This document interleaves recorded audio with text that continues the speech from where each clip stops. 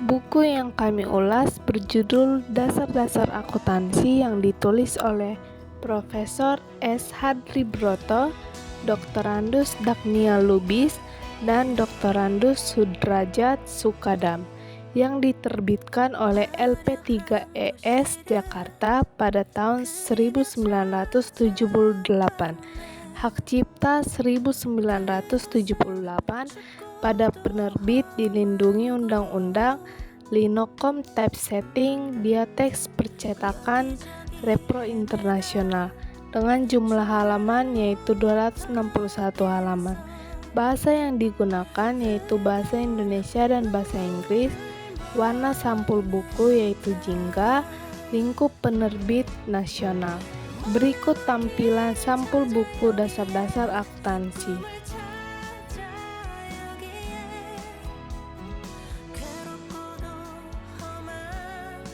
Buku ini ditulis oleh Profesor Dr. S. Hadlibroto, MA, lahir di Tegal, Provinsi Jawa Tengah tahun 1919. Adalah guru besar pada Universitas Sumatera Utara yang telah berpengalaman mengajar di berbagai perguruan tinggi di Indonesia, antara lain Universitas Indonesia, Universitas Yakuala, dan Universitas Riau. Memperoleh pendidikan pada School of Business Administration, Michigan, Amerika Serikat, MA 1956 sampai 1960 dan Fakultas Ekonomi UI pada tahun 1962. Pernah bekerja sebagai pegawai akuntansi pajak negeri di Medan 1942 sampai 1956. Menjadi kepala kantor akuntansi pajak negeri di Medan 1952 sampai 1956 dan kini menjabat Ketua Bapeda Provinsi Sumatera Utara. Ikut dalam berbagai kegiatan ilmiah di bidang akuntansi baik di dalam maupun di luar negeri, serta menulis berbagai buku di antaranya Studi Perbandingan Antara Akuntansi Amerika dan Belanda, Disertasi 1962, Masalah Akuntansi, kumpulan karangan dan pengantar ilmu ekonomi perusahaan, revisi buku Profesor J.C. Rietveld. Doktorandus Dagnia Lubis lahir di Perbaungan, Provinsi Sumatera Utara. 1 Juli 1927 adalah staf pengajar pada Fakultas Ekonomi Universitas Sumatera Utara sejak 1972 dan Sekretaris Ikatan Akuntansi Indonesia Cabang Medan. Memperoleh pendidikan kursus ilmu pasti Fakultas Ekonomi Universitas Sumatera Utara. Ikut dalam berbagai kegiatan ilmiah dan menulis buku matematika keuangan. Doktorandus Sudrajat Sukadam lahir di Pertumbukan, Provinsi Sumatera Utara 3 Januari 1943. Adalah staf pengajar pada Fakultas Ekonomi Universitas Sumatera Utara sejak 1970.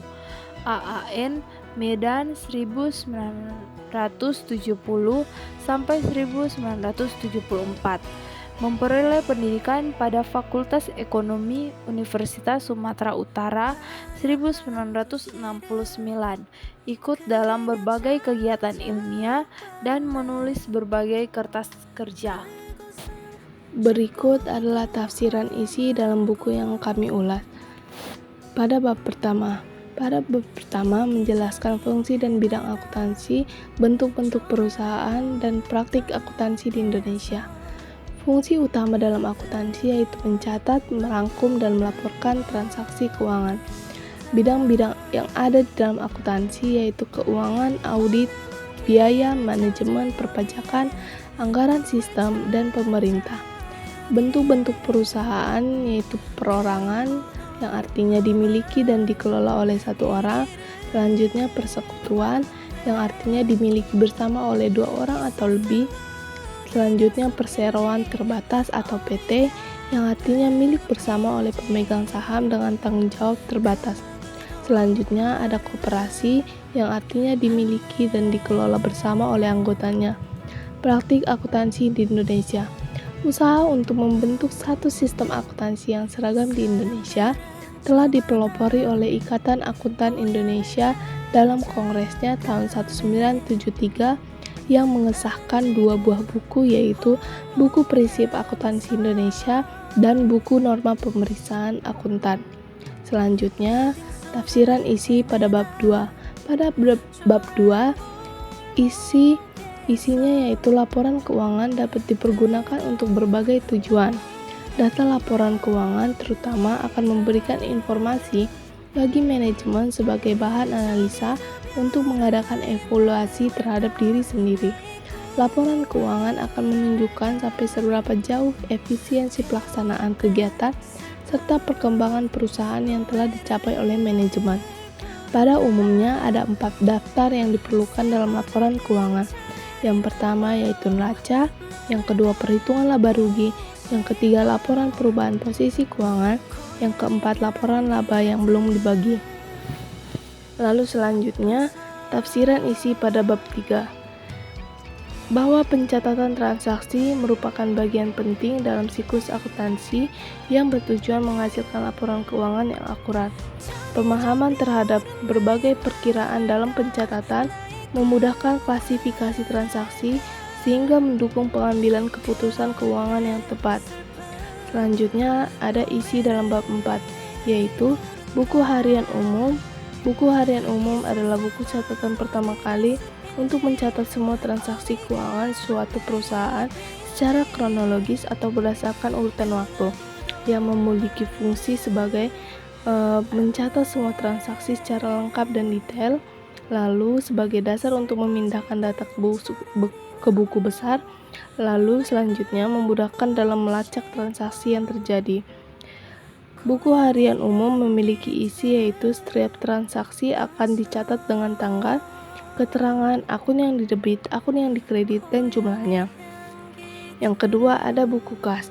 Buku kas adalah buku catatan yang khusus digunakan untuk mencatat semua transaksi yang berhubungan dengan penerimaan dan pengeluaran kas, yang berfungsi untuk mengontrol aliran kas masuk dan keluar perusahaan, memudahkan dalam membuat laporan arus kas, dan sebagai bukti transaksi tunai. Buku kas memiliki 2 jenis, yaitu buku kas umum dan buku kas kecil. Selanjutnya yang ketiga yaitu sistem voucher.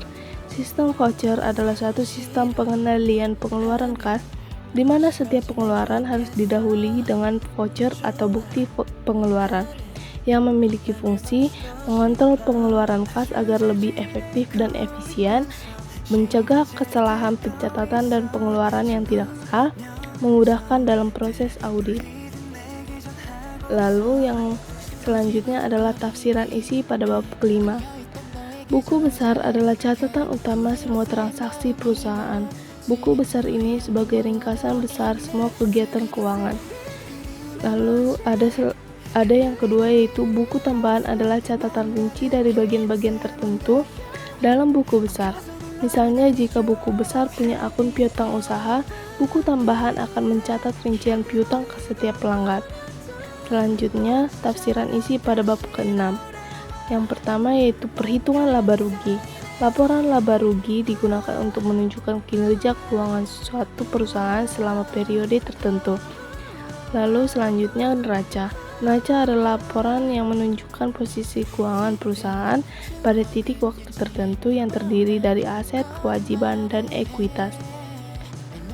Lalu tafsiran isi pada bab ke-7 yang menyatakan akuntansi biaya adalah cabang akuntansi yang fokus pada pengumpulan pencatatan dan analisis biaya yang dikeluarkan oleh perusahaan dalam proses produksi atau operasional.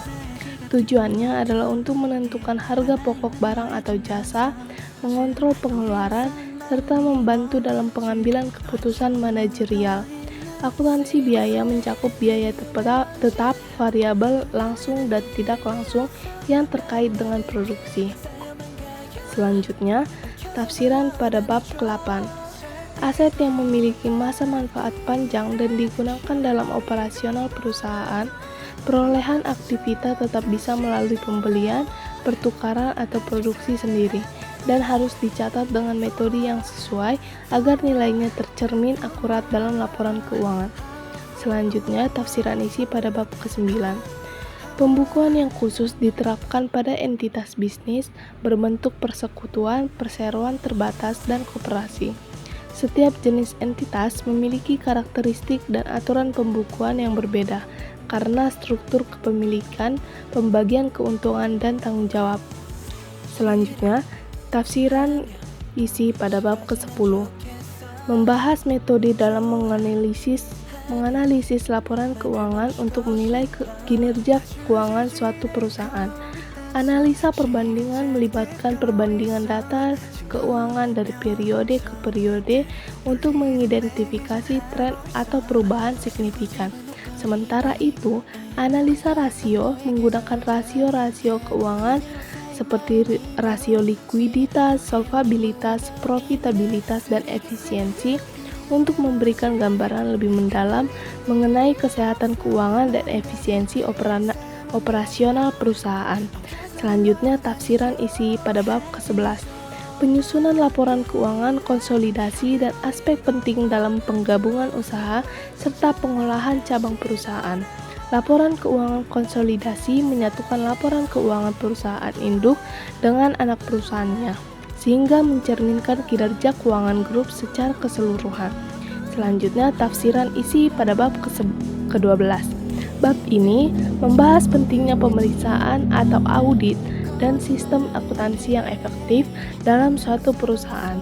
Pemeriksaan adalah proses pengujian atas laporan keuangan untuk memastikan keakuratannya dan kepatuhannya terhadap standar akuntansi yang meningkatkan kredibilitas dan keandalan laporan tersebut bagi pihak internal maupun eksternal.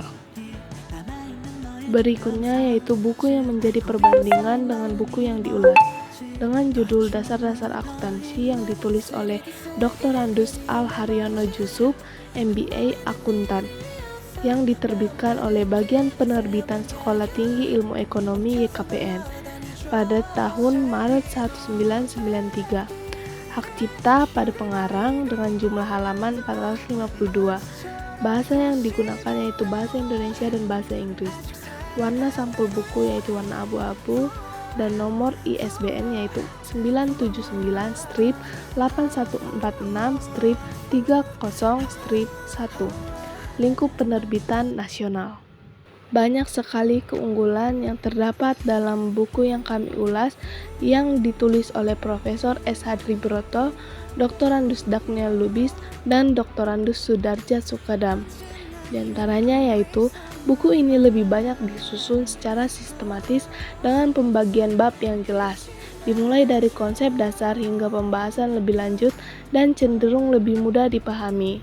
Sedangkan buku yang ditulis oleh Dr. Andus Al-Haryono Jusuf, MBA Akuntan, buku ini langsung membahas topik yang lebih sulit tanpa memberikan pemahaman dasar yang cukup yang mungkin lebih cocok bagi pembaca lanjutan.